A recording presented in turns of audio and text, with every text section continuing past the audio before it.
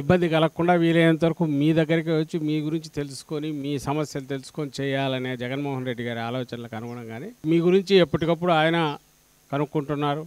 అలాగే శారీరక వైకల్యం వల్లనో మానసిక వైకల్యం వల్లనో మిగిలిన వాళ్ళతో పోటీ పడలేని వర్గాలను కూడా మనమే 4 అడుగులు కిందికి వెళ్ళి వాళ్లకు సమానంగా అవకాశాలు ఇవ్వాలనే ఆలోచనలో భాగంగానే రిజర్వేషన్ల పెంపు కానీ ప్రభుత్వమే ఒక నిరంతర ప్రక్రియలాగా ఎలా ఇవ్వాలనే దానికి ప్రయత్నం చేశారు జగన్మోహన్ రెడ్డి గారు. ఎలా ఆపాలని కాదు, ఎంత పర్సెంటేజ్ ఉందంటే రిజిడిటీ కాకుండా దానికి కొంచెం అటో ఇటో ఉన్నా కూడా ఇవ్వడానికి ప్రయత్నం చేద్దాం.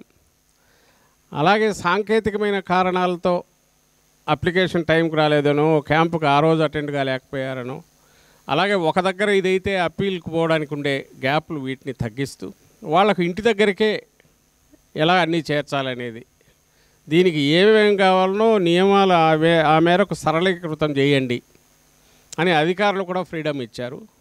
ఎలిజిబిలిటీ క్రైటీరియా రిజిడ్గా ఉందంటే దాన్ని సవరించండి. ఆ క్రైటీరియా లేక సమయానికి రాలేకపోతే ఇమ్మీడియట్ మళ్ళీ తీసుకొచ్చే ప్రయత్నం చేయండి. మీరు గమనించారు, దీంట్లోనే కాదు మిగిలిన అన్నిట్లో కూడా అదే చేసాం మనం.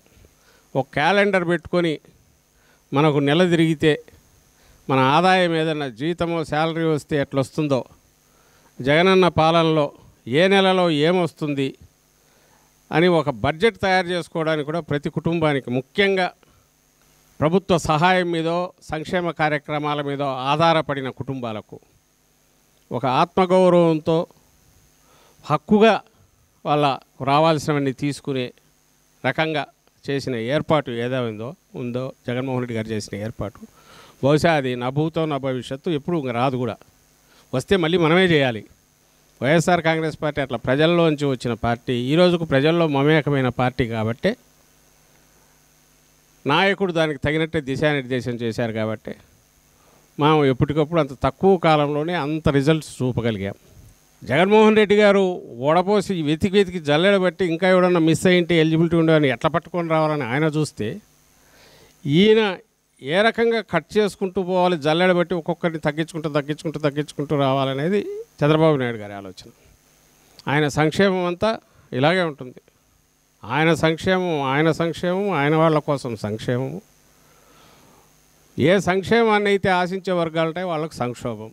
అందులో మనకు బాగా కొట్టొచ్చినట్టు ఈ మధ్య కనిపేది మీ విషయంలో దివ్యాంగుల విషయంలో అనుసరించిన వైఖరి అంత రాక్షసంగా ఉండాల్సిన అవసరంలా. దివ్యాంగులకు పెన్షన్లు ప్రాక్టికల్గా 66 లక్షలు ఉండేది 62 లక్షలకు దించేశాడు. నువ్వు ఈ పెంచిందంతా ఇక్కడ కొట్టేస్తావి కంప్లీట్. జగన్మోహన్ రెడ్డి గారు ఈ డెలివరీ పెడితే సంక్షేమ పథకాలు డెలివరీ పెడితే చంద్రబాబు నాయుడు అది పీకేసి ఇప్పుడు ఈ డెలివరీ తీసుకొచ్చాడు. బెల్ట్ షాపులు, పర్మిట్ రూమ్లు మొత్తం వచ్చేసి కార్యకర్తలు నాయకులు ఎన్ని ఇబ్బందులు పడినప్పటికీ, అధికారంలో ఉన్న ఇబ్బందులు పడినప్పటికీ ఈరోజు పట్టుదలతో మళ్ళీ మనం రావాలి. ఎందుకంటే ప్రజల కోసం, రాష్ట్రం కోసం ఒక సరైన రాష్ట్రాన్ని దేశంలోనే అగ్రగామిగా నిలపగలిగిన పార్టీ లేదా నాయకుడు ఎవరంటే జగన్మోహన్ రెడ్డి గారు. పార్టీ అంటే మనది వైఎస్ఆర్ కాంగ్రెస్ పార్టీ అని ప్రజలు గట్టిగా విశ్వసిస్తున్నారు కాబట్టి అట్లా లక్షల్లో తరలి వస్తున్నారు ఆయన వస్తే. అండ్ మనము అందరూ గట్టి పట్టుదలతో ఉన్నారు.